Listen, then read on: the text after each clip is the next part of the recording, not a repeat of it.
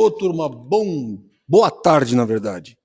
Hoje, como vocês podem perceber, a nossa homenagem é ao Black Sabbath. Continuando a nossa homenagem às grandes bandas de rock and roll, que provavelmente muitos de vocês não conhecem, mas naturalmente fizeram a história do rock and roll. Black Sabbath, sem sombra de dúvida, é emblemática. Não só pelo vocalista que é muito famoso, Ozzy Osbourne, que, conforme o colega... Seu nome? Oi? Bruno falou, aquele do morcego, todo mundo lembra da história dele do morcego. E aquilo lá foi verdadeiro, aquilo lá não foi jogada de marketing, não. Jogaram um morcego para ele no palco, ele não sabia que era um morcego verdadeiro, ele achou que fosse de borracha, ele mordeu. E aí cataram o cara, levaram para o hospital, deram vacina de raiva, aquela história é verdadeira, só que viralizou na época, né? E aí ficou a história do Ozzy Osbourne mordendo um morcego. O Ozzy Osbourne foi um vocalista fora de série, naturalmente um dos grandes líderes da banda, o Black Sabbath. Não podemos esquecer do guitarrista, o Tony Iommi. E aí, por que o Black Sabbath ele é relevante? Essa é a capa do primeiro disco deles. Vou deixar aqui. Primeiro disco deles, emblemático, né? O pessoal acha, inclusive, que se vocês observarem na capa do disco, tem que seria uma espécie de um mago ou uma feiticeira, e o pessoal acha que foi o Ozzy Osbourne que se vestiu e tal, mas não é.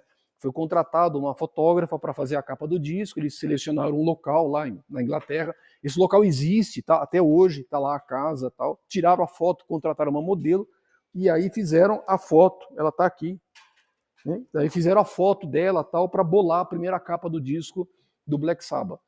O que chama atenção no Black Sabbath e por que ele é tão relevante para a música? Porque quem conhece música, estuda música, fala que o Black Sabbath, na verdade, ele criou o estilo, né, o rock pesado, né? Um estilo de tocar guitarra mais pesado. O Tony Iommi, na verdade, diz que o estilo dele de tocar guitarra, ele criou o heavy metal. Então há quem diga que o heavy metal nasceu por conta do estilo do Tony Iommi de tocar guitarra. Então tem gente que diz, puxa, o heavy metal nasceu quando o Black Sabbath produziu o primeiro disco. E esse disco vale a pena. Recomendo a vocês escutarem Black Sabbath. Tem coisas muito boas. Os 5 primeiros discos, eles são fora de série. Depois, logicamente, né, por brigas, aí o Ozzy Osbourne saiu do Black Sabbath, vieram outros vocalistas que eu vou homenageá-los futuramente. Vieram outros vocalistas muito bons, diga-se de passagem, mas entre essas indas e vindas que é natural dentro de bandas de rock and roll. Mas Black Sabbath fica aqui a nossa homenagem, tá bom? Continuando agora o assunto da nossa aula, nossa matéria. Alguém ficou com alguma dúvida nos assuntos que nós vimos na semana passada? Nós falamos na semana passada, fizemos a apresentação do curso, falamos sobre pH, falamos sobre sólidos dissolvidos totais, falamos sobre condutividade. Alguém ficou com alguma dúvida mais aguda? O que nós vamos fazer hoje? Nós vamos falar sobre 2 parâmetros, continuando, né, a nossa lista de parâmetros relevantes em qualidade da água. Nós vamos falar sobre turbidez, vamos falar sobre cor aparente e vamos falar sobre cor real. A nossa primeira parte da aula vai ser devotada a gente falar um pouco da teoria, o que é turbidez, o que é cor aparente, o que é cor real. E aí depois nós vamos fazer alguns exercícios sobre pH, SDT e sobre condutividade. Nós vamos apresentar alguns casos reais, algumas aplicações que a gente pode fazer empregando o parâmetro condutividade, que, como nós comentamos, é um parâmetro muito fácil de ser medido, de grande relevância, de grande importância, e hoje nós vamos enfatizar uma das suas maiores relevâncias. Ele pode ser considerado como um elemento conservativo. E por ser conservativo, eu consigo fazer balanços de massa. Então nós vamos apresentar 2 casos reais, onde a gente consegue trabalhar, são 2 casos simples, mas são casos reais, e é onde a gente consegue trabalhar com o parâmetro de condutividade. Então vamos falar hoje vamos começar falando sobre o parâmetro, vamos falar sobre turbidez. Mas antes, lembrando, eu deixei no Moodle os links dos vídeos. Eu apresentei os vídeos, nós falamos sobre os vídeos de pH, condutividade e SDT. Deixei os links para vocês reassistirem. E deixei alguns links adicionais, onde eu disse, olha, eu não consigo mostrar aqui em sala de aula o princípio de funcionamento de um um eletrodo de pH, de um eletrodo específico de condutividade. Mas tem links muito bons, onde os fabricantes colocam e mostram para a gente esses princípios. Deixei esses links para vocês assistirem, tá bom? Joia? Tá ligado. Então tá bom, nós vamos falar hoje sobre... Toda vez eu encosto, que agora ficou verdinho aqui, mas é para eliminar ruído. Tudo bem. Tá verdinho aqui, não tá? Verdinho ou tá azul? Azul? Não, tá bom, deixa assim mesmo. Então tá bom, nós vamos falar sobre o parâmetro turbidez. Vamos lá. Então hoje, a primeira parte da nossa aula, a gente vai falar sobre o parâmetro turbidez. Só que, lembrando, sempre a gente vai procurar ligar o parâmetro que nós estamos estudando a outros parâmetros que nós já estudamos. E aí nós vamos comentar como é que ele pode se relacionar com outros parâmetros que nós vamos estudar. Bom, qual que é o conceito de turbidez? Eu mostrei para vocês na semana passada uma figurinha onde nós classificamos partículas conforme a sua dimensão física. E nós fizemos a seguinte figura. Eu coloquei lá numa escala, eu coloquei partículas e eu disse o seguinte, olha, nós temos partículas com dimensão menor do que 10 a menos 3 micrômetros. Essa dimensão é puramente para fins de classificação, ela não é rigorosamente essa, mas em linhas gerais nós classificamos partículas que tenham dimensão menor do que 10 a menos 3 micrômetros, classificamos como partículas dissolvidas. E aí nós classificamos partículas com dimensão maior do que 1 micrômetro. Nós classificamos como partículas em suspensão. Nós vimos que existe um diâmetro relevante analítico, que é o 0,45 micrômetros, mas que eu, por hora, não vou comentar agora, vou comentar daqui a pouquinho. Por hora, ainda não. Entre 10 a menos 3 micrômetros e 1 micrômetro, essas partículas têm o nome de partículas que nós chamamos de partículas coloidais. E aí essas partículas, para a gente, elas têm importância significativa. Primeiro porque elas são partículas de dimensão física relativamente pequena. E por que isso é importante para a gente? Porque nós vamos estudar, no quarto ano, tratamento de águas de abastecimento. O objetivo principal de uma estação de tratamento de água, essencialmente, é produzir uma água esteticamente agradável, uma água microbiologicamente segura. E para a água ser esteticamente agradável, ela tem que apresentar um certo grau, vamos chamar assim, de transparência. Isso aqui é uma água potável. Ela tem que apresentar uma certa transparência. Se você pega essa água e compara com essa, elas são diferentes. Primeiro porque elas apresentam graus de transparência distintos. Eu vou passar essas duas amostras para vocês verem. E aí vocês procurem comparar visualmente. Esqueçam que essa amostra aqui é um efluente de uma indústria farmacêutica. Esqueçam. Imagina que seja uma água natural. Aí você compara com essa. Elas são diferentes. Esteticamente elas são diferentes. Agora a gente precisa buscar alguma forma de quantificar essa diferença. E aí eu vou lançar mão de um parâmetro chamado turbidez.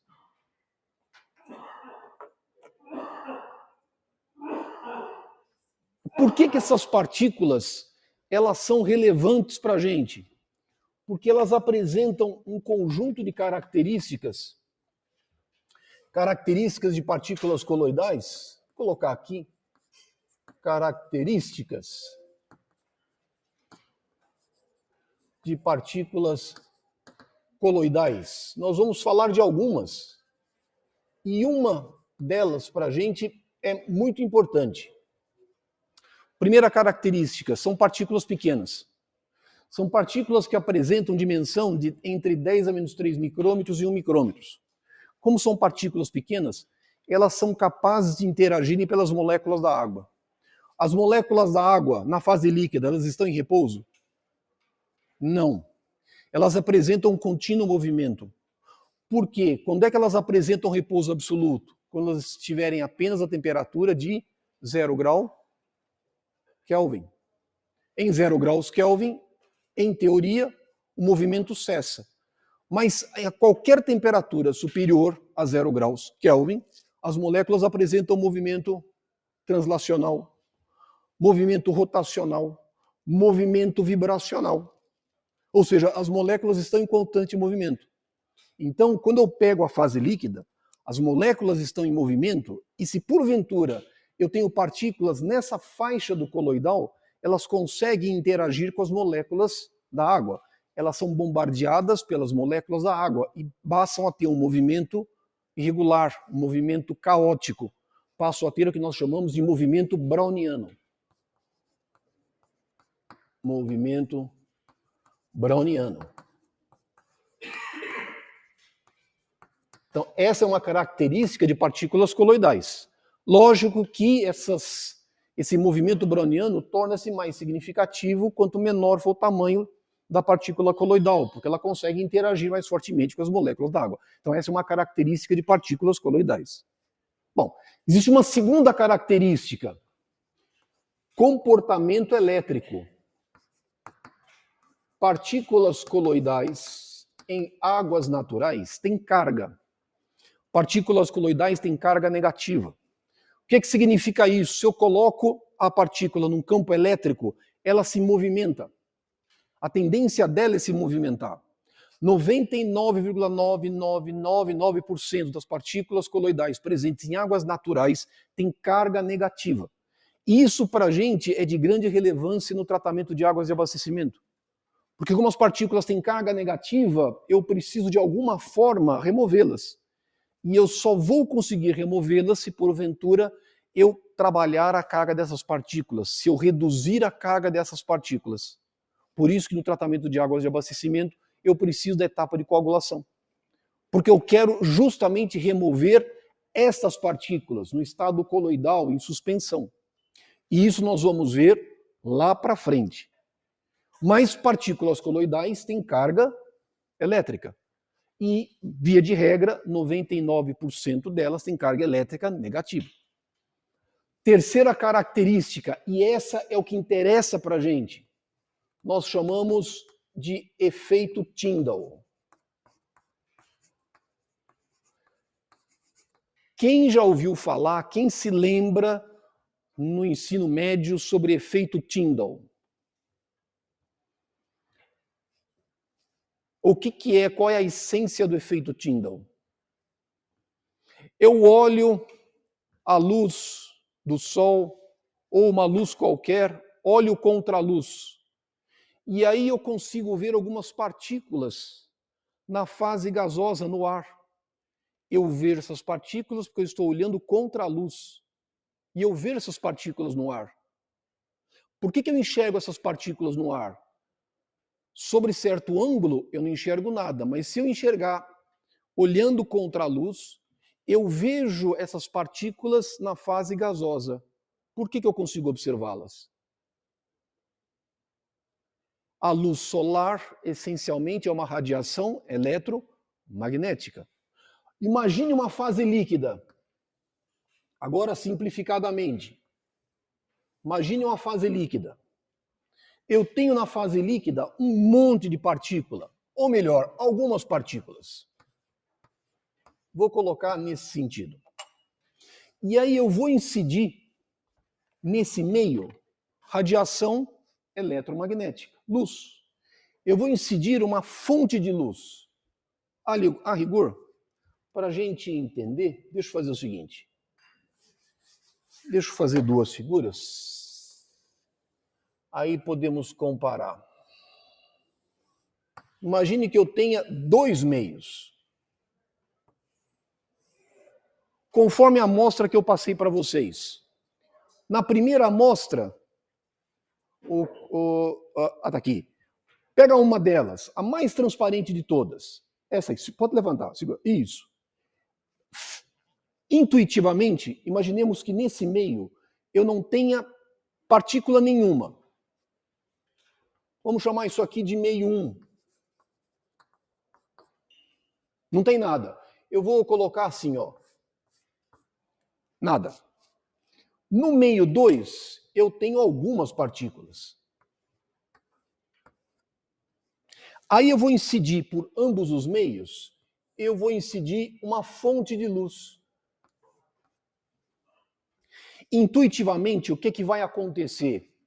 No meio onde eu não tenho partículas, essa radiação eletromagnética ela vai passar pelo meio e vai passar, vamos chamar assim, intacta. Intacta não é exatamente o termo, mas ela vai passar sem interagir com o meio. Imaginemos que eu tenho aqui uma certa intensidade de radiação em zero. Se o meio estiver isento de partículas e não tiver nada na amostra que absorve essa radiação eletromagnética, eu vou sair com a minha intensidade de luz aqui.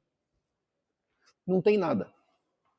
Só que agora eu vou fazer o seguinte, eu vou passar essa mesma radiação eletromagnética no meio que contém essas partículas. O que vai acontecer? Como elas são muito pequenas, a radiação eletromagnética ela pode topar com uma partícula e essa radiação ela pode ser refletida num monte de direção. Ela pode encontrar certas partículas e ela ser refletida. Ela encontra a partícula e é refletida numa série de direções. Ou seja, a radiação eletromagnética interage com essas partículas e parte dessa radiação eletromagnética ela é dispersa. Eu estou dispersando essa radiação. Aqui é o meu meio 2. Lógico que eu vou ter aqui parte dessa radiação saindo do meio, só que vai ser uma intensidade menor do que a intensidade de luz incidente. Então, lógico, né? I é menor do que I0. Esse é o princípio. Ou seja, o que eu vou fazer? Se eu conseguir um jeito de quantificar essa radiação eletromagnética dispersa, isso é o que a gente chama de turbidez. Esse é o conceito de turbidez. Na verdade, a gente chama turbidez, eu vou mostrar para vocês que não é exatamente turbidez. A gente chama esse princípio de nefelometria, mas o parâmetro é chamado turbidez. O que eu vou fazer? Agora eu vou desenhar aqui. Qual que é o princípio da turbidez? O princípio da turbidez é uma radiação eletromagnética. Ela vai passar por uma lente. Vai passar por uma lente. Eu vou ter a minha amostra aqui. Essa minha amostra, deixa eu pegar uma outra cor. Eu vou ter minhas partículas. Vou botar numa outra corzinha aqui. Eu vou ter minhas partículas. Essa radiação vem para cá. O filtro é porque a gente seleciona um comprimento de onda. Ou seja, aqui, na verdade, eu coloco, vou chamar aqui um filtro. Isso aqui é um filtro, uma lente. Na verdade, é porque eu trabalho com um comprimento de onda específico. Apenas isso. E eu vou colocar aqui, em algum lugar, mais uma cor, para diferenciar. Eu vou colocar, vamos pegar uma cor aqui, pegar o verde. Eu vou colocar um sensor aqui. Eu vou colocar um sensor.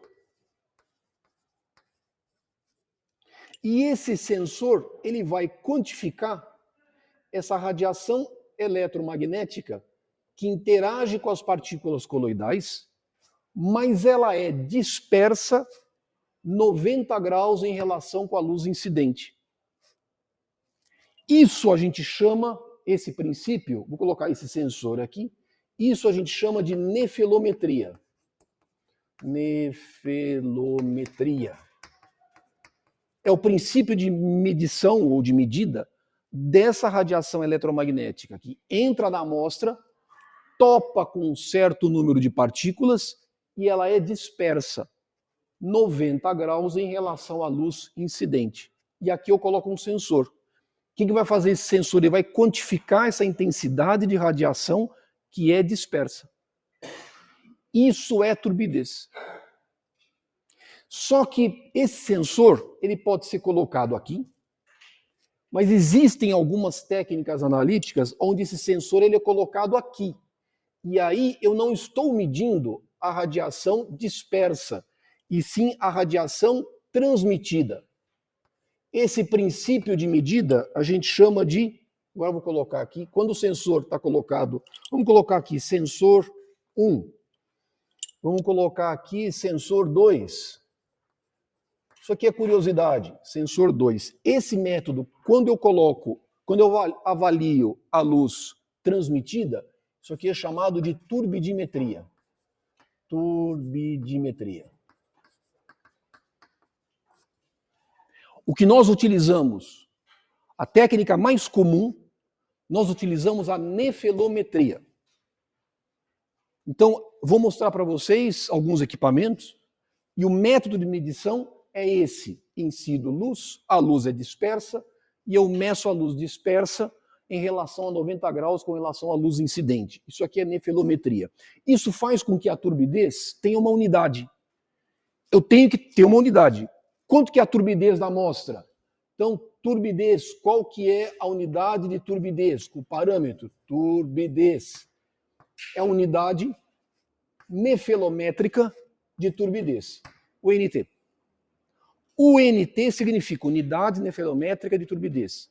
Por que é interessante colocar o NT, unidade nefelométrica? Nefelométrica porque me indica que o método, a forma de medição, a forma analítica é por nefelometria. É a luz sendo medida, dispersa a 90 graus em relação à luz incidente. Essa é a ideia da turbidez.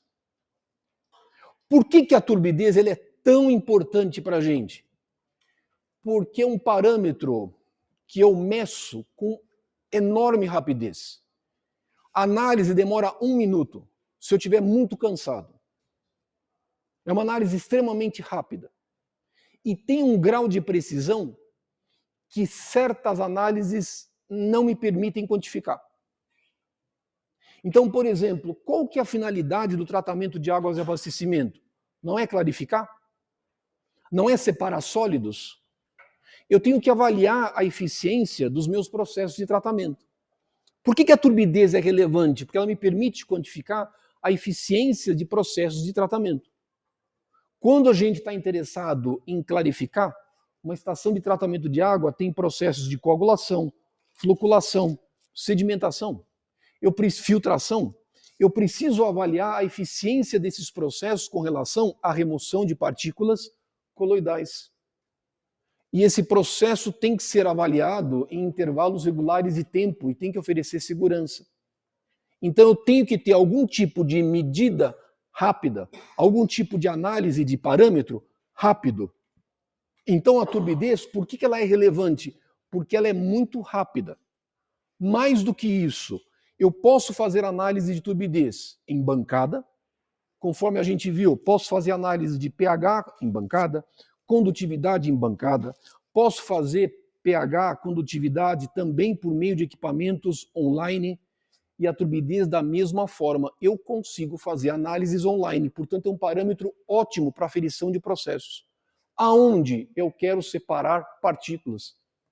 Eu vou avaliar a eficiência, por exemplo, de uma estação de tratamento de esgotos sanitários com relação à quantidade de sólidos presentes no efluente final. Nós vamos falar na semana que vem sobre série de sólidos. Lá eu vou explicar para vocês outros parâmetros que me permitem quantificar isso aqui. Mas vocês vão ver que são parâmetros gravimétricos, demoram muito tempo. Nós já falamos de uma análise gravimétrica, que é o SDT, e eu mostrei para vocês que é uma análise que toma muito tempo, toma 24 horas. Eu não posso depender, para avaliar a eficiência de um processo, de uma análise que me demora 24 horas. Tem que ser muito rápido. Tem que ser muito rápido. E a turbidez me serve para isso. Outra questão, a turbidez, ela é altamente, tem um certo grau de precisão muito bom. Consegue me avaliar amostras com concentração de partículas coloidais muito pequena. Coisa que outros métodos não me permitem, não me conferem. Então a turbidez é um parâmetro, para mim, da mais alta relevância. E o equipamento é muito simples. Por que ele é muito simples? Porque ele consiste de uma fonte de luz, uma cubeta, vou colocar a minha amostra, vou incidir luz e vou avaliar a quantidade de luz dispersa. Eu vou ter um sensor aonde eu vou conseguir medir e avaliar essa quantidade de luz dispersa. E eu vou quantificar a turbidez. Sacaram o princípio do método? Então, o princípio do método, essencialmente, o que é? Dispersão de luz. Dispersão de luz. Para que um turbidímetro funcione, o que eu preciso ter?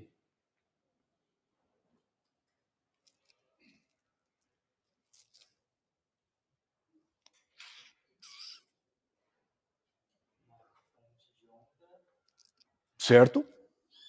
Eu tenho aqui uma fonte de onda, uma lâmpada. O que mais? O filtro, mas isso é um detalhe do equipamento. Tá certo, mas me diz o seguinte, eu coloco uma amostra, incido luz e eu meço algum sinal aqui, algum sinal elétrico. Eu meço aqui. Como é que ele sabe que esse sinal elétrico corresponde a um certo valor de turbidez? Oi? Eu preciso de um parâmetro. Que parâmetro que é esse? Não. Como é que eu sei? Quando eu pego, por exemplo, um eletrodo, coloco minha amostra e meço, ele vai dar lá um pH 7,2. Como é que o eletrodo sabe que esse pH é 7,2? Ele tem que ser calibrado. Quando eu pego uma amostra, coloco o meu eletrodo para medir condutividade e eu tenho lá 180 microsiemens por centímetro, como é que o eletrodo sabe que esse valor de condutividade é 180? Eu tenho que calibrar o equipamento. O turbidímetro eu também tenho que calibrar. Ele tem que saber o que é turbidez 0,5, o que é turbidez 1, o que é turbidez 5, o que é turbidez 20, o que é 50, o que é 100. Ele precisa de uma curva de calibração. Tá certo?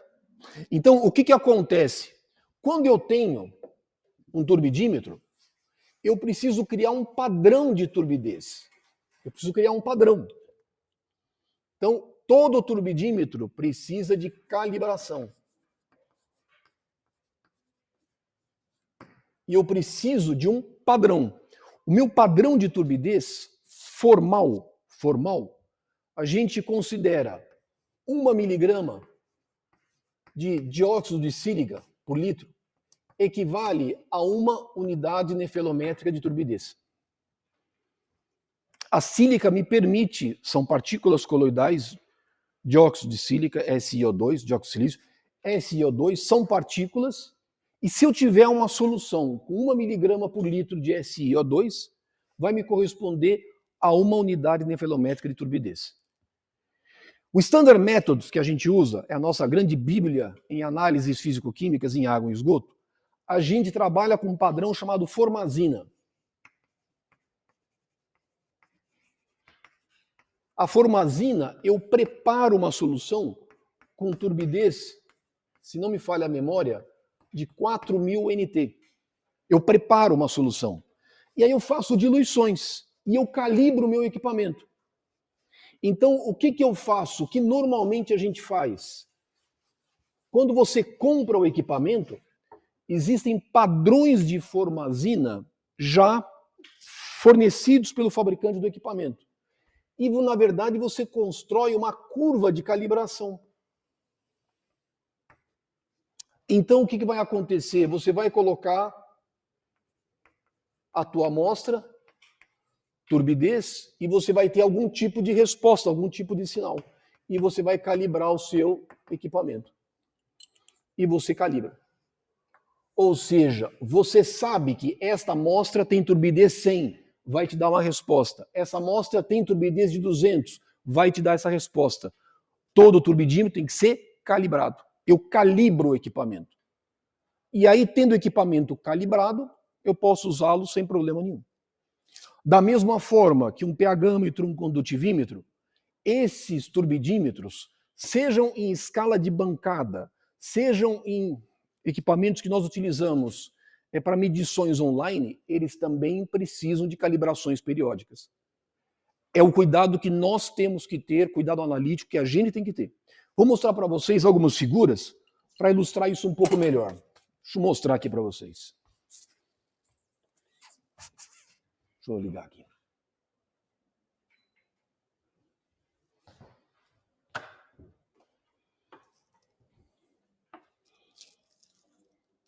Deixa eu ligar aqui. Pessoal, alguma dúvida? Turma, a análise, vocês vão ver, eu vou mostrar com vocês, ela é de uma simplicidade gigantesca. E ela é muito prática. Deixa eu abaixar aqui.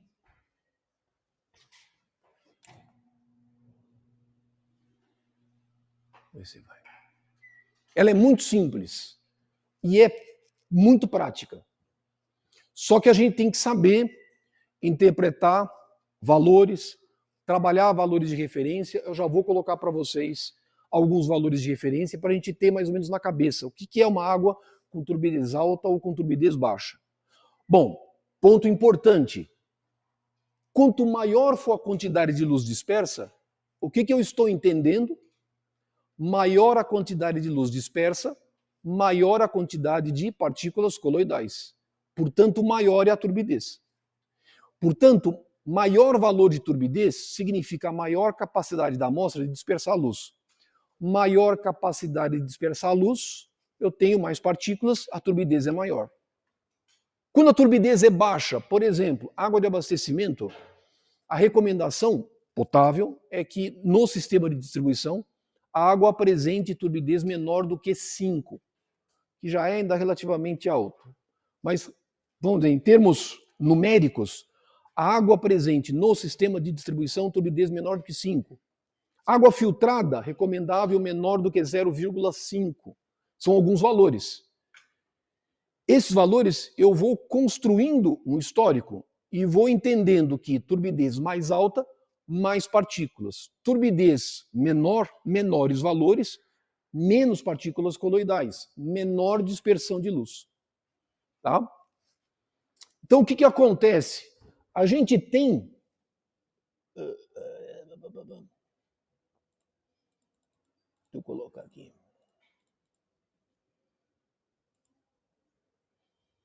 Deixa eu colocar... Deixa eu apagar a luz. Esse é um equipamento típico que a gente tem, um turbidímetro, de bancada. Isso aqui é um turbidímetro, é típico de laboratório. Você compra o turbidímetro e olha, esses padrões que vocês estão vendo aqui, está vendo que ela apresenta uma certa... A amostra contém um conjunto de partículas, parece que ela é meio esbranquiçada. Isso aqui é o padrão de formazina. São esses padrões que você calibra o equipamento. Ou seja, a formazina, nós preparamos uma solução de formazina para prepararmos um padrão de turbidez. E aí eu calibro o equipamento. Mas o equipamento está aqui. Essas cápsulas eu utilizo para colocar a minha amostra. Eu coloco minha amostra, incido, a gente chama de cubeta, incido num compartimento onde eu vou incidir luz e ele mede luz dispersa. Isso aqui são equipamentos de bancada. Muito simples. Uma análise de turbidez demora quanto tempo? 30 segundos. Ela é muito rápida. Eu posso ter equipamentos menores, equipamento de campo. Eu posso levar e medir no campo.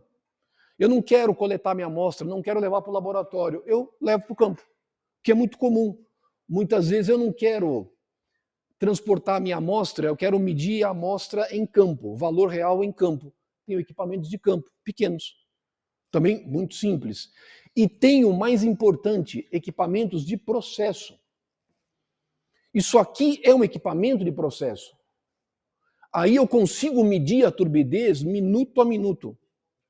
Ou seja, água bruta entrando numa estação de tratamento de água. Eu sei qual é a turbidez minuto a minuto. E eu utilizo esse parâmetro para a operação da estação de tratamento de água.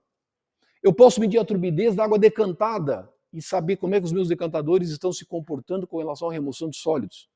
Eu posso avaliar a turbidez da água filtrada para saber como estão o comportamento dos meus filtros e meço minuto a minuto. Eu posso, por exemplo, ter equipamentos de processo, produção de água para fins industriais. Eu quero turbidez menor do que 0,2. Por algum motivo, eu consigo ter equipamentos de processo medindo minuto a minuto. Ou seja, é um equipamento extremamente útil para monitoramento de processo, porque é uma análise simples, fácil de ser medida, fácil de ser avaliada e que me dá uma informação extremamente relevante com relação à transparência da água. É um parâmetro estético. É um parâmetro estético. Vou avaliar a eficiência de uma estação de tratamento de esgotos sanitários, o meu efluente tratado. Eu quero um efluente com baixa concentração de sólidos. Mas uma análise de sólidos, a gente vai ver semana que vem, demora 24 horas.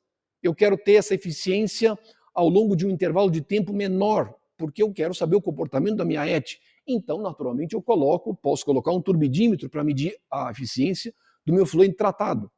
Então, um parâmetro que me avalia a característica estética da água, com relação à sua transparência.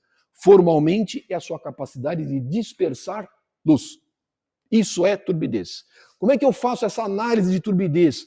Nossa, turma, ridículo. Muito fácil. Deixa eu colocar aqui para vocês. Ups.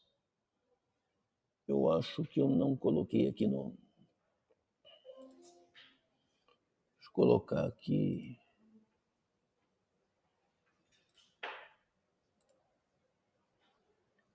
vídeos.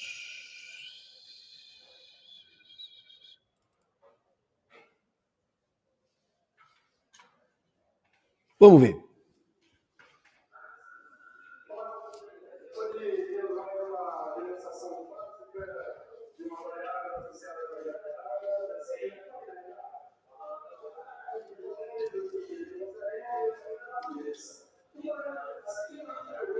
Peraí.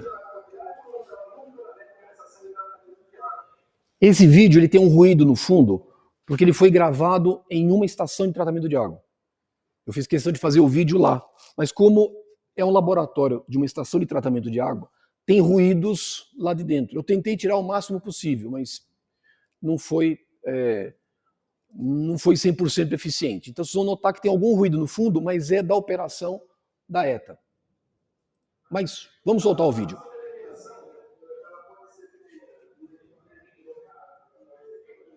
Turbidímetro.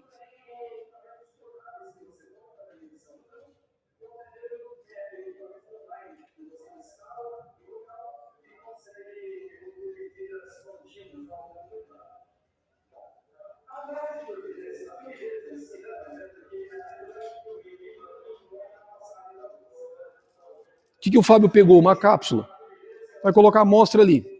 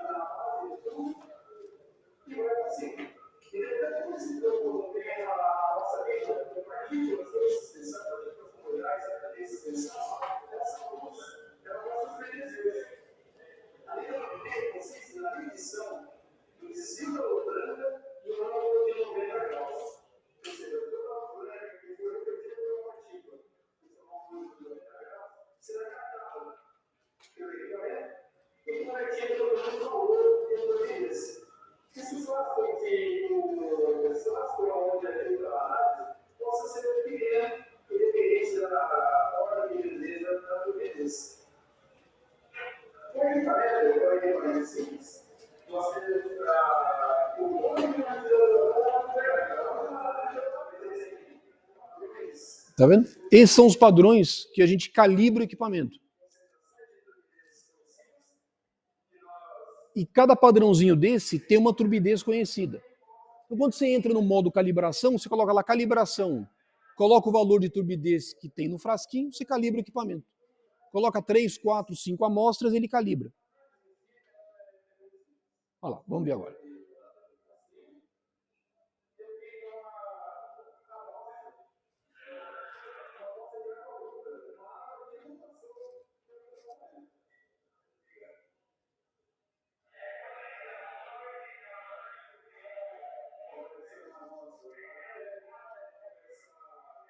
coloca a amostra,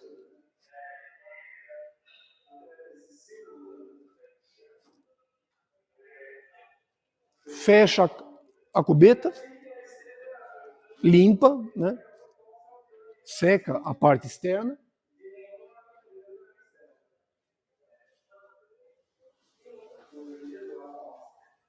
Vou abrir um compartimento, vou colocar a minha cubeta.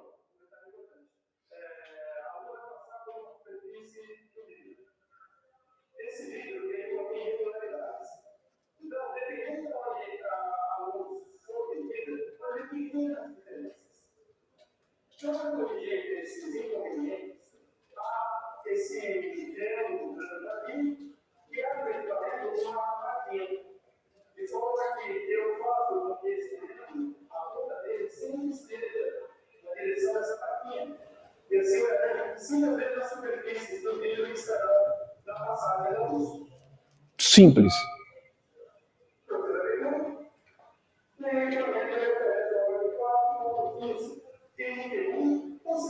Vai dar o valor. Viu como é simples?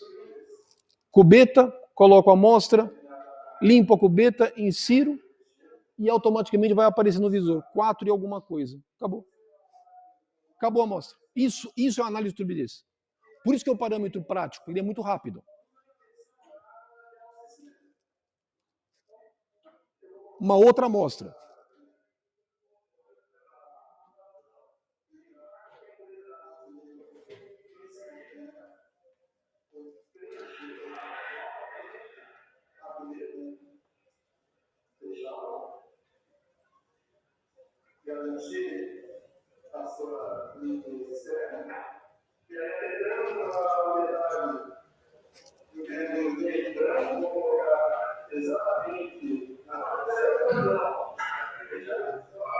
Pronto.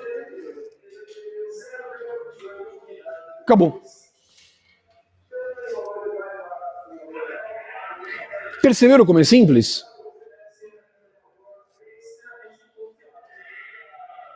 Perceberam? Tudo bem? Ou seja,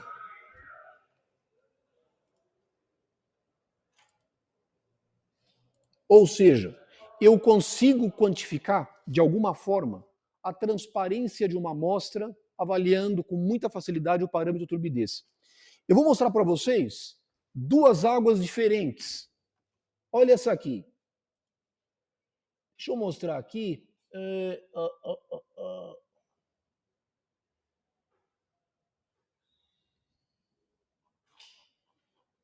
Olha, onde é que está isso aqui, hein?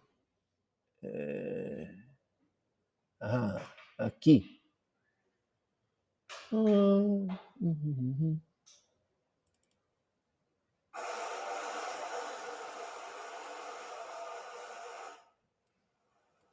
Olha essa água. É uma captação de água bruta. É uma água bruta, empregada para abastecimento público. Olha visualmente a água. É uma água de serra. Ela visualmente é uma água de boa qualidade ou é uma água de má qualidade? Boa, né? Porque a transparência que você vê na água, a transparência é alta. Você tomaria essa água? Não, até tomaria. Ah, eu sei que é uma água de serra, ela é protegida. Não, tudo bem. Você nadaria nessa água? Ah, nadaria. Mas veja que o teu olho humano, nós temos um critério. Intrinsecamente, a gente observa essa água, não é uma água ruim, é uma água boa, embora seja uma água superficial, é um manancial protegido, é água de serra, a água tem uma, entre aspas, uma excelente transparência, é uma água boa. Agora, olha essa aqui. Vamos pegar uma outra água.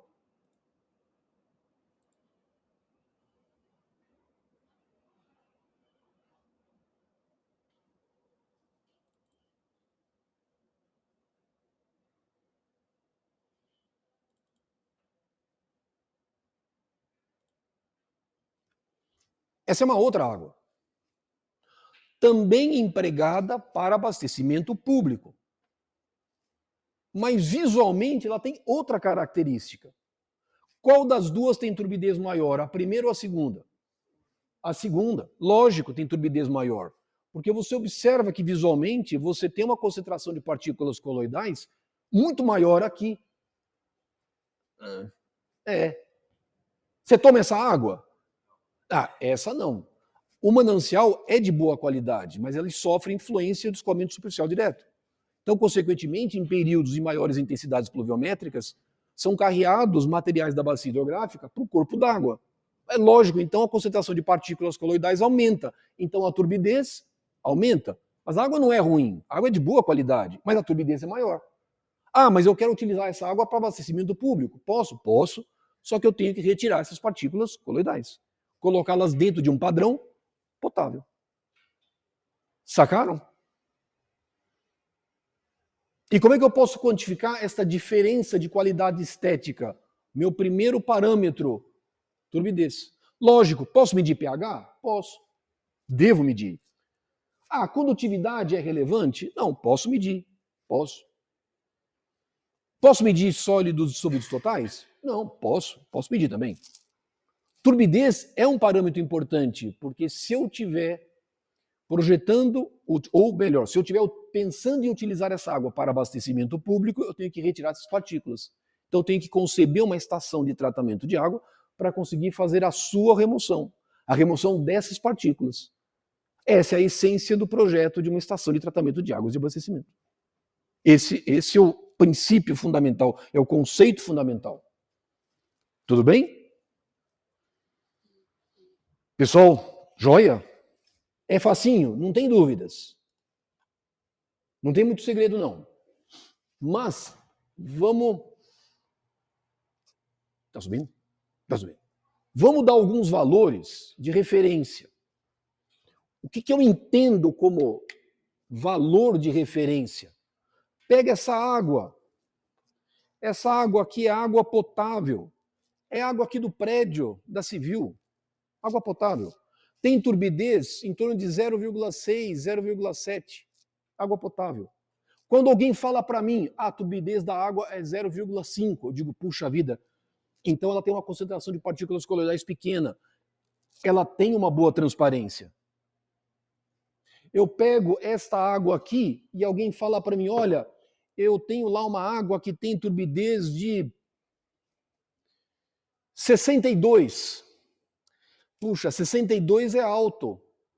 Eu devo ter uma concentração de partículas tais que me permitam uma grande dispersão de luz. A qualidade estética não é adequada para fins potáveis, embora possa ter outros usos. Mas a leitura que eu faço, turbidez maior, turbidez menor, mais partículas, menos partículas. Essa é a ideia. Alguns valores de referência que são relevantes para a gente poder... Vamos ver aqui. Deixa eu deixar aqui, depois eu mostro essa figurinha para vocês. Alguns valores de referência para a gente poder ter na cabeça, ter na mente. Embora, o que acontece? Nós falamos na semana passada falamos sobre condutividade, falamos sobre SDT e eu dei alguns valores de referência. Nós vamos falar sobre turbidez. Puxa vida, nós vamos colocar alguns valores de referência. Ah, preciso decorar isso? Decorar não é bem exatamente o termo, não é decorar, é entender o parâmetro, entender a grandeza. Aí você vai dizer, ué, mas como é que, por exemplo, é uma coisa que parece tão óbvia? Eu estou falando aqui, condutividade de água de chuva, menor do que 3 microsiemens por centímetro, entre 3 a 15, osmose reversa, nanofiltração, menor do que 3, água ultrapura. Bom, de onde vêm esses valores? Isso aí vem de experiência profissional. Ao longo do tempo, você vai construindo casos, e você vai gravando esses valores.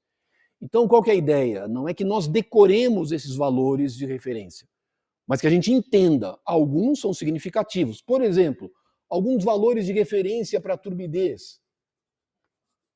Alguns valores de referência. Por que turbidez é importante? Porque é padrão de potabilidade. é padrão de potabilidade. Potabilidade. E o que é um padrão de potabilidade? Na rede de distribuição de água. Na rede de distribuição de água, aceita-se valores de turbidez, valor de referência menor ou igual a 5 unidades nefelométricas de turbidez. Na rede de distribuição de água. Depois nós vamos comentar com vocês nos cursos de tratamento que, na verdade, esse é um valor até relativamente alto. Mas depois a gente vai explicar o porquê disso. Água filtrada. Toda estação de tratamento de água tem filtros. Água filtrada. O que me indica um filtro trabalhando de forma adequada? Valor de referência, água filtrada menor do que 0,5 unidade de nefelométrico de turbidez. Mas é bem diferente, né? Não, é bem diferente.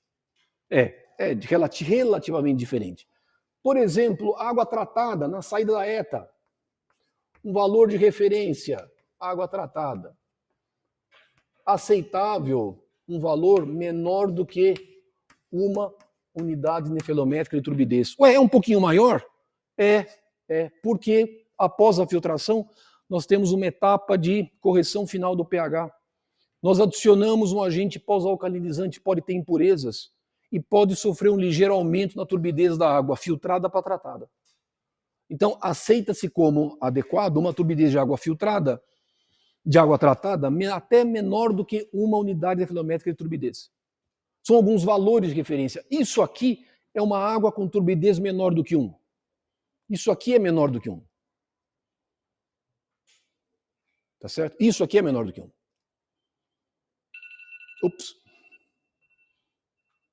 Isso aqui é menor do que 1. Tá certo? Isso aqui é maior do que 10. É que não dá para ver, mas se vocês olharem, se você observar contra a luz, você vai ver, nossa, realmente, não tem uma transparência lá muito boa. Isso aqui é uma turbidez com certeza maior do que 10, 15, deve estar chegando a 20. Então, ela não tem uma qualidade estética, em tese, adequada para certas finalidades. Pessoal, dúvidas? Então, por que turbidez é tão importante para a gente? É importante por conta disso. Quando eu opero uma estação de tratamento de água, eu consigo construir um histórico. E o que eu vou fazer? Coloca, por exemplo, o tempo no eixo do X. Coloca a turbidez no eixo dos Y. E aí eu monitoro a qualidade da água bruta. Vamos pegar um giz marrom. Não tem marrom, mas vamos pegar esse aqui. Eu posso, por exemplo, monitorar a qualidade da água bruta ao longo do tempo. A qualidade da água bruta sofre interferência do escoamento superficial direto. Se tiver um manancial superficial, a turbidez pode ser maior, pode ser menor ao longo do tempo. Isso aqui, água bruta. Mas eu quero saber como é que o meu processo de tratamento ele se comporta com relação à remoção de sólidos. E se eu tiver, por exemplo, se eu quiser avaliar o comportamento do processo de coagulação, floculação, meu decantador, cuja função é separação de sólidos, eu posso monitorar ao longo do tempo a minha turbidez da água decantada. E eu posso, por exemplo, impor um valor. O que eu considero como uma água decantada adequada? Por exemplo, eu posso considerar como um valor adequado, vamos colocar aqui, isso naturalmente varia de estação para estação. Água decantada, um bom valor. Turbidez menor do que 3 unidades nefelométricas de turbidez. É um valor razoável, menor do que 3. Menor do que 2. Pode chegar até 4, mas isso pode me indicar um eventual problema na operação da ETA. E aí eu tenho que garantir que durante a operação da ETA eu consigo atingir, esse giz está ruim, eu consigo atingir, por exemplo, nossa, que está horrível. eu consigo atingir, por exemplo, um valor de turbidez inferior a 3. Eu posso monitorar, por exemplo, a turbidez da água filtrada. E aí eu quero garantir, para a boa operação da ETA, que esse valor, por exemplo, seja inferior a 0,5 NT. Portanto, é um parâmetro de controle. E por que ele é um bom parâmetro de controle? Porque ele é fácil de medir, meço com facilidade, meço com rapidez, meço com precisão, porque é um método que me consegue avaliar a quantidade de luz dispersa, é um método preciso. E é muito rápido, e eu consigo ter essas avaliações minuto a minuto se eu tiver, por exemplo, equipamentos em linha, online. E aí eu consigo avaliar isso com muita precisão e operar o meu processo. Ah, e se aumentar a turbidez aqui? E se aumentou a turbidez, o que acontece? Não, aí eu vou buscar alternativas para a solução, eu vou corrigir o meu processo de tratamento. Mas é um parâmetro de controle para a gente super importante. Sacaram? Perceberam? Dúvidas? Oi, desculpa. Toda partícula coloidal é igualmente indesejada na água tratada? Seu nome? Gabriel. Gabriel. Pergunta do Gabriel. Eu vou fazer a pergunta, você me corrige se eu estiver fazendo errado, para deixar gravado. O Gabriel fez a seguinte pergunta. Toda partícula coloidal ela é indesejável na água tratada? Acontece o seguinte, o tratamento de águas de abastecimento, tal qual nós conhecemos, o tratamento convencional, por melhor que ele seja, ele nunca vai conseguir remover a totalidade das partículas coloidais. E em suspensão? Suspensão pode até ser que sim, mas não é possível a remoção de todas as partículas coloidais. Então, sempre existirão partículas coloidais presentes na água tratada ou na água filtrada. Sempre existirão. Por que vai existir? Porque a turbidez da água tratada ou da água filtrada é 0,2, 0,15, 0,18. Ou seja, existe alguma capacidade de dispersar luz. Então, significa que existam partículas coloidais. Só que como nós não conseguimos remover a totalidade delas, o que é que nós fazemos? Tentamos remover o máximo delas para garantir transparência e para garantir a eficiência de outros processos de tratamento, como por exemplo a desinfecção. Qual que é o problema de uma água com concentração de partículas coloidais muito alta? Elas podem trabalhar como um escudo, protegendo, por exemplo, certas partículas coloidais presentes em águas. Tem partículas coloidais muito relevantes, partículas orgânicas. Vírus são partículas coloidais, bactérias são partículas coloidais, só que são orgânicas e são patogênicos. Eles podem interagir com outras partículas coloidais inorgânicas e formar um escudo. Então, qual que é a lógica que eu tenho? Quanto menor for a turbidez, menor vai ser esse grau de proteção das partículas orgânicas, vírus e bactérias e demais outros micro-organismos, eles vão estar menos protegidos, consequentemente mais sujeitos à ação do agente desinfetante. Eu não consigo remover 100%. Mas quanto mais eu tiver removido, melhor. Quanto menor for a turbidez, a minha lógica, melhor o meu processo como um todo. Tá joia? Beleza? Pessoal, dúvidas? Oi. Pode. Esse negócio de vírus e bactéria, as bactérias são muito maiores que os vírus, né? Menor. Os vírus são menores, as bactérias são maiores. Os vírus são menores do que bactérias. Bactérias têm dimensão de 2 micrômetros, 10 micrômetros. Os vírus são menores. Vírus é 0,01 micrômetros, 0,01 micrômetros. Os vírus são menores. Beleza, turma?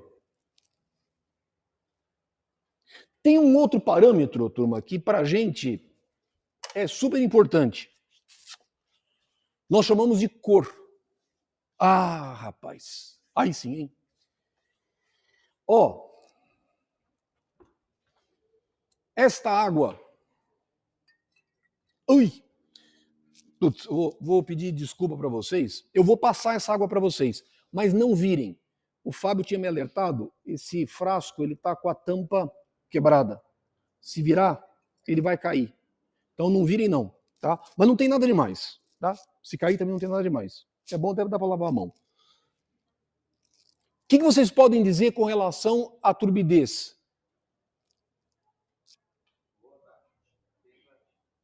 A turbidez é muito baixa, mas a água tem... O que ela tem? Amarelo. Ela tem o quê, então? Cor. Ela tem cor. Essa água aqui é uma água que foi preparada sintética. Ela é água de abastecimento. É água tal qual essa aqui.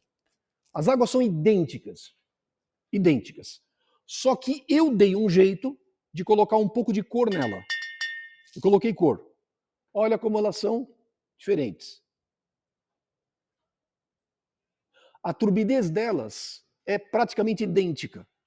Só que essa aqui tem cor. Eu vou passar para vocês darem uma olhada, agora eu vou passar por aqui. Vocês vão observar que essa água tem cor amarela. Ela tem uma coloração amarela. Você gosta de tomar uma água com cor amarela? Não, você pode até dizer, não, a água é boa, mas ela tem cor. Ah, mas não quero. Então, cor também é um parâmetro muito relevante para a gente. Eu vou deixar esse espectro de partículas que nós vamos utilizar. Nós vamos falar agora sobre cor. E aí nós vamos falar sobre dois valores de cor. Eu vou falar aqui de cor real e aparente. Cor real e aparente. Eu vou deixar isso aqui, vou apagar isso aqui. E aí vou mostrar para vocês a ideia do que é o parâmetro cor.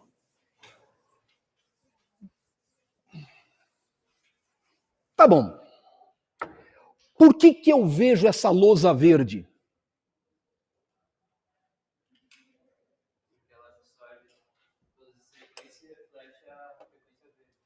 Ah, e aí, quem percebe a cor verde? Olho humano.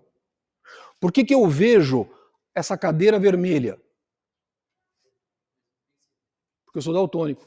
Porque a cadeira não é vermelha. Pegadinha, hein? Tô brincando. Você vê a cadeira com uma cor, sei lá, é cor burro quando foge. É um meio bege, sei lá o que for. Mas por que eu vejo bege? Porque esse material ele recebe luz solar, incide radiação eletromagnética na cor branca, uma série de comprimento de ondas, eles são absorvidos, e um em particular é refletido. E aí o meu olho humano percebe. Ah, então, se a gente pegar o espectro de radiação,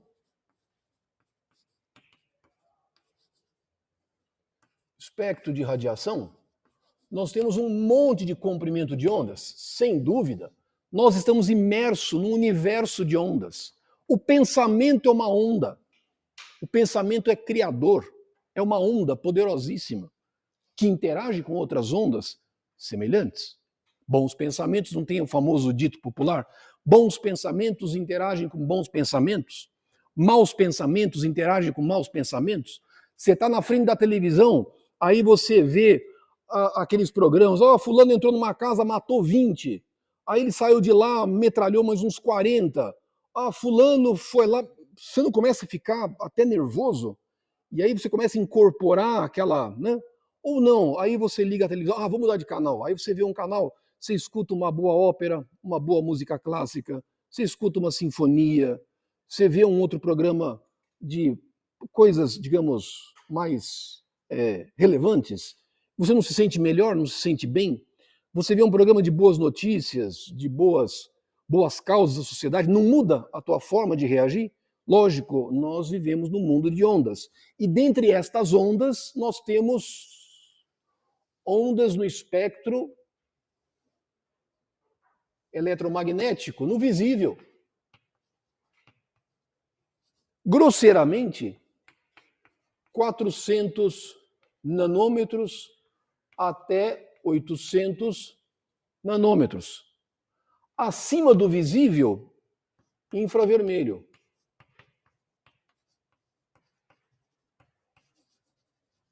Filme, né? Por que as pessoas conseguem enxergar à noite? Colocam aqueles óculos. Porque aqueles óculos conseguem ler radiação no infravermelho. Porque o corpo humano emite radiação na faixa do infravermelho. Todo o corpo emite radiação. O nosso corpo emite radiação na faixa do infravermelho. O Sol emite radiação na faixa do visível, por isso que a gente observa, e mais na faixa aqui do ultravioleta, UV. Para a gente, então, o que interessa está nessa faixa aqui. Mas vai existir uma faixinha pequenininha que chama a atenção da gente, que é uma faixa de comprimento de onda aonde o olho humano tem a máxima capacidade de absorver luz. É na faixa do amarelo. Na região do amarelo, vermelho, amarelo, o olho humano tem grande capacidade de absorção de luz, de perceber a radiação nesse comprimento de onda. Se não me falha a memória, mas isso é curiosidade, o vermelho nos farol de trânsito não é vermelho por... Por que é vermelho? Ah, é porque é vermelho. Não é, o vermelho é porque o olho humano consegue perceber com grande intensidade. Por isso que o vermelho é pare. Tem gente que não para. Mas tem que parar, vermelho, pare. Então, o amarelo é uma região de comprimento de onda onde o olho humano tem grande capacidade de absorção de luz. Ah, por que eu não uso vermelho? Não é isso. Além disso, eu tenho que ter um comprimento de onda onde essa cor característica seja mais intensa em águas naturais. Eu não posso botar vermelho porque a maioria das águas naturais não é vermelha. Mas eu tenho que medir cor. Então eu vou pegar um comprimento de onda que seja sensível ao olho humano, visível.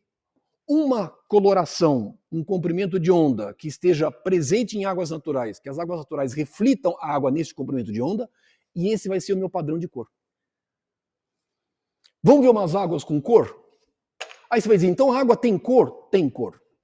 Algumas águas, não são todas, algumas águas têm cor.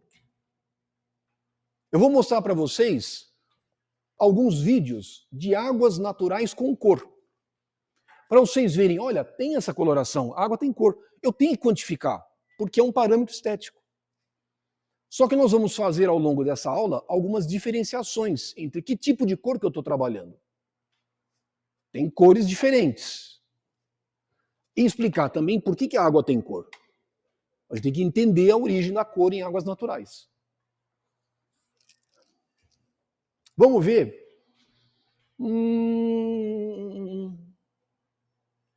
Vamos ver aqui.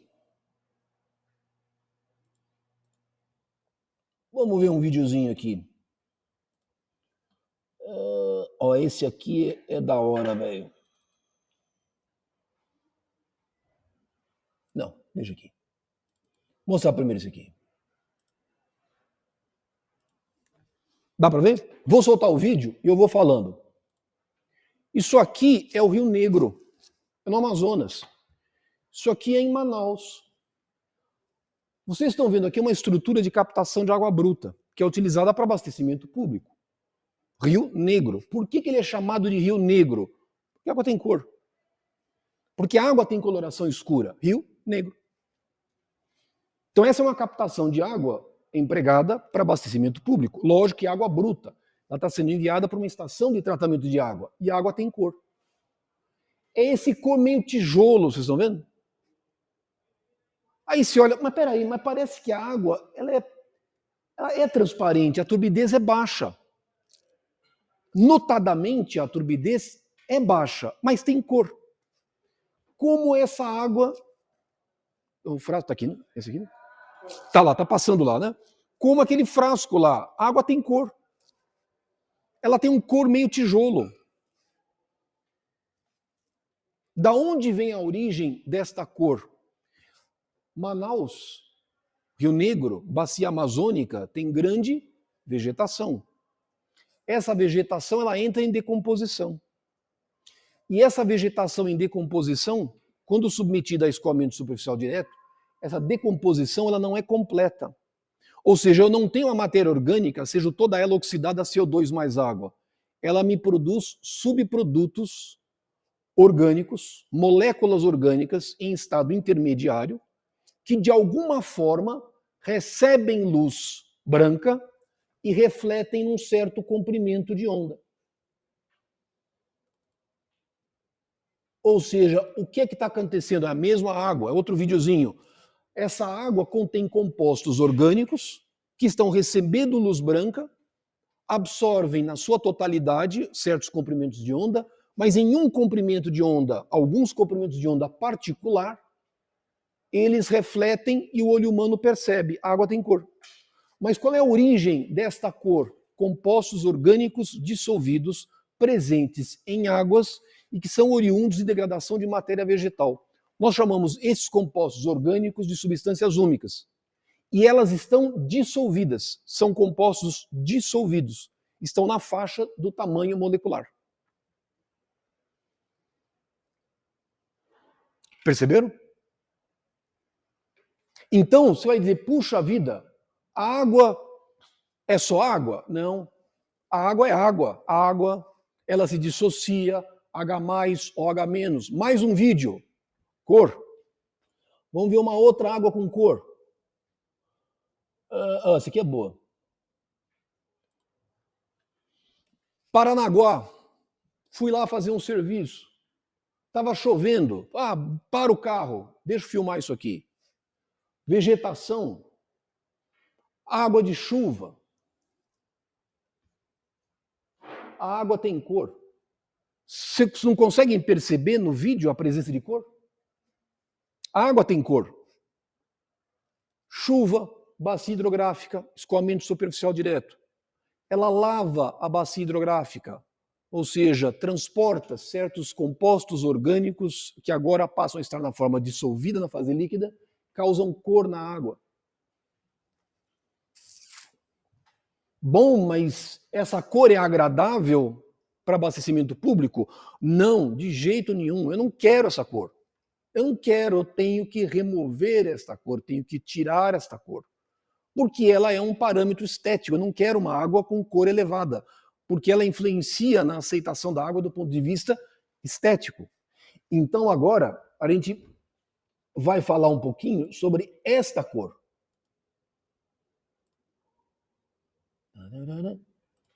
Agora a gente vai falar um pouquinho desta cor. E a ideia é explicitar qual é o sentido de cor, da cor em águas de abastecimento. É a capacidade de uma amostra de, na verdade, refletir, não é bem refletir, né? De transmitir um comprimento de onda que seja sensível ao olho humano. Por isso que a água, ela me confere cor, e eu percebo, e eu tenho que quantificar. Tá certo? Dúvidas? Por hora? O conceito está claro? Joia? Bom, são 2:30. Vamos fazer o seguinte, vamos fazer uma pausa para a gente poder cortar o vídeo. A gente faz uma pausa, toma um cafezinho, 10 minutinhos, a gente volta, e aí a gente volta a falar de cor, e aí a gente vai mostrar como é que a gente consegue avaliar essa cor, como é que eu consigo medir a cor. E aí explicitar como é que nós vamos conseguir diferenciar o que é cor real, o que é cor aparente. Isso para a gente é super importante, tá bom? Tudo bem, turma? Dúvidas? Nenhuma dúvida? Vamos então fazer uma pausa? 10 minutinhos, rapidinho, tá? E aí a gente continua falando sobre o parâmetro cor, tá bom? Joia?